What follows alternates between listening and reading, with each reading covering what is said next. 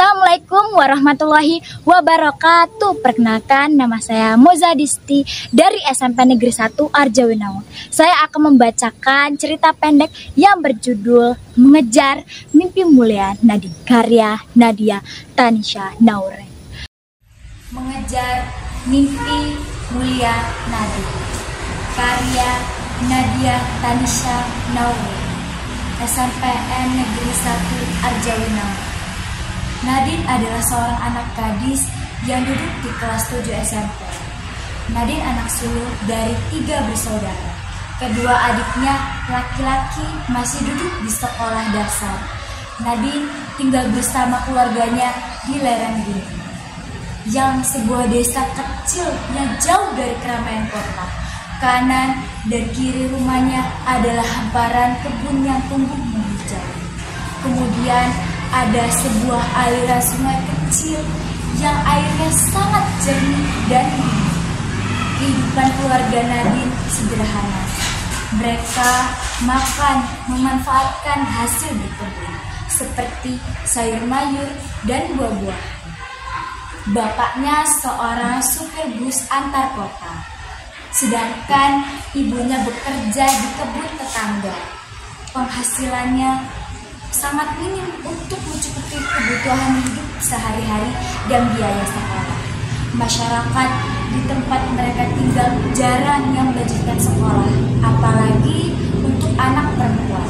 Biasanya SD atau SMP mereka membantu di kebun. Hari ini tanggal 21 April bertepatan dengan peringatan Hari Kartini. Di sore hari yang sangat cerah dan udara yang sejuk, Nadine duduk termenung di belakang rumahnya. Di atas bangku yang panjang terbuat dari bambu, Nadine terdiam.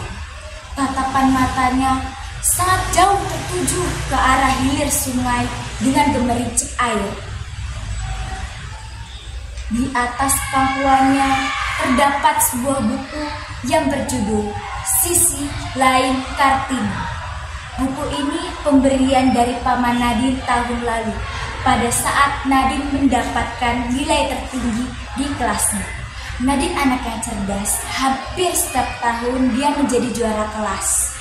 Nadine terinspirasi dengan perjuangan Kartini yang memberikan kebebasan untuk kaum perempuan agar mempunyai hak yang sama dengan laki-laki. Dalam ketermenungannya, Nadine bergumam, apakah aku bisa menjadi seorang dokter? Bisiknya dalam hati. Ibunya datang menghampiri Nadine. Nak, kok melamun? Apa yang sedang kamu pikirkan? Tanya ibu. Bu, apakah aku boleh punya cita-cita menjadi dokter? Nadine balik bertanya pada ibu. Ya boleh dong sayang. Makanya ibu dan bapak berjuang keras supaya kamu dan adik-adik bisa sekolah dan mencapai cita-cita kalian. Ibunya memberikan semangat.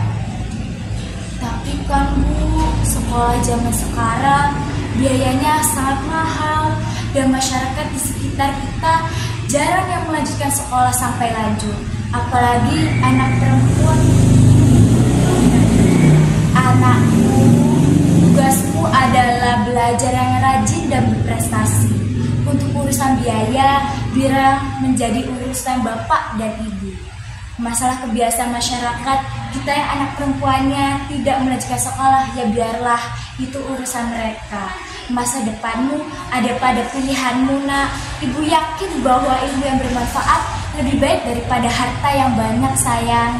Ibunya menjelaskan. Iya ya Bu, aku ini seperti Kartini yang membawa perubahan positif untuk kaum perempuan Bu. Ibu Nadine. Kemudian mereka masuk ke rumah dengan tersenyum. Ayah Nadine saat ini sedang berada di Jakarta. Pada jam istirahat, beliau membeli minuman ke sebuah minimarket. Setelah membayar di kasir, beliau keluar dan tiba-tiba melihat seorang ibu yang berteriak minta tolong. Ternyata ibu tersebut mengalami penjambretan. Ketika turun dari mobilnya, datang seorang lelaki memakai topi yang merebut paksa tas tersebut. Ayah Nadine melihat lelaki Dia langsung mengejar lelaki tersebut dan berusaha untuk merebut tas milik ibu tadi. Ayah Nadine berhasil mengambil tas tersebut, sedangkan bertopi lari entah kemana. Tas tersebut diberikan kepada pemiliknya. Ibu tersebut mengajak ayah Nadine duduk di kursi yang ada di depan minimarket. Dia berterima kasih pada ayah Nadine, lalu memberikan beberapa lembar uang kepada ayah Nadine. Tetapi ayah Nadine menolaknya. "Siapa nama bapak?" tanya ibu. "Saya Randy, Bu," jawab ayah Nadine. "Oh, Pak Randy, perkenalkan nama saya Olivia Maharani. Bapak tinggal di Jakarta?" Bu Olivia bertanya. "Rumah saya di kampung, Bu. Saya hanya bekerja di Jakarta ini sebagai supir bus," jawab Pak Randy. "Oh gitu, kalau saya kebetulan dokter, Pak. Saya dinas di rumah sakit," kata Bu Olivia. "Wah, jadi ibu ini seorang dokter ya?" Pak Randy memastikan ekspresi wajahnya tampak sumringah. "Iya betul Pak Randy. Namanya kenapa Pak?" tanya Bu Olivia. "Ah, tidak apa-apa Bu. Saya jadi teringat anak saya yang bercita-cita ingin menjadi dokter," kata Pak Randy. "Wah, cita-cita yang mulia itu Pak. Pasti Pak Randy bangga dengan anak Bapak," sahut Bu Olivia. "Iya Bu, saya bangga, tapi dengan kondisi ekonomi keluarga saya untuk sekolah kedokteran, saya tidak bisa membiayai anak saya untuk sekolah di kedokteran," kata Pak Randy lirih. "Setiap anak berhak mempunyai mimpi dalam hidup. Percayalah Pak, ketika kita yakin, maka Tuhan akan memberikan jalan untuk meraih." Bu Olivia memberikan semangat. "Kalau Bapak berkenan, saya ingin bertemu dengan anak Bapak ini." "Tentu saja boleh Bu.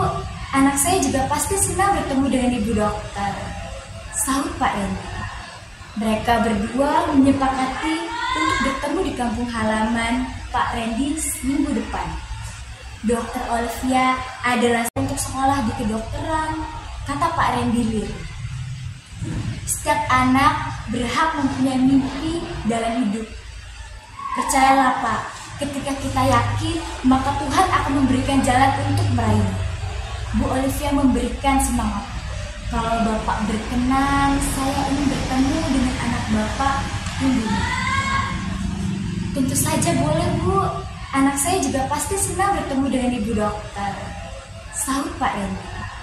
Mereka berdua menyepakati untuk bertemu di kampung halaman Pak Randy minggu depan.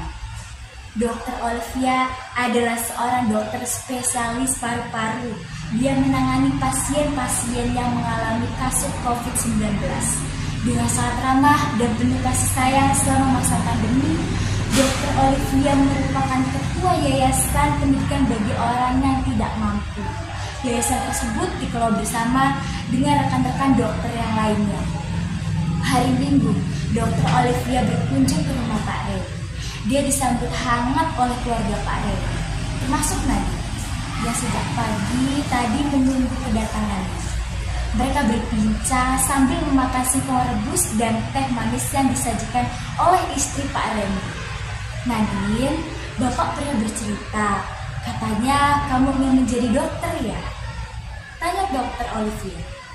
"Iya betul Bu, tapi aku ragu apakah aku bisa mencapai cita-citaku itu Bu, karena budaya masyarakat di sini untuk anak perempuan jarang melanjutkan sekolah.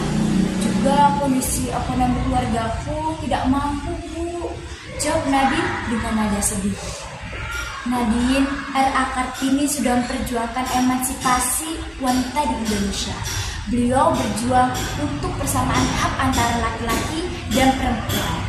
Jadi, kamu harus tetap semangat untuk mengejar cita-citamu, ucap Dokter Olivia.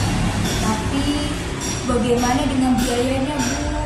Sekolah kedokteran kan sangat mahal," tukas Nadine. "Untuk masalah biaya, kamu tidak usah khawatir ya. Saya akan ajukan kamu untuk mendapatkan beasiswa dari Yayasan Pendidikan yang saya kelola bersama teman-teman," kata Dokter Olivia. "Hah? Beneran Bu? Saya mau diajukan untuk mendapatkan beasiswa. Nadine memastikan. Iya betul Nadine, saya akan ajukan beasiswa pendidikan untuk kamu dari mulai SMA sampai dengan kuliah kedokteran. Kamu harus rajin belajar ya, supaya nilai sekolahmu bagus, kata Dokter Olivia. Alhamdulillah, terima kasih Bu Dokter, Ibu sudah membantu aku untuk meraih mimpiku, kata Nadine. Sambil menghampiri Ibu Olivia, kemudian memeluknya dengan bahagia. Seluruh keluarga Nadine bersyukur bahagia, bahkan sang ibu meneteskan air matanya.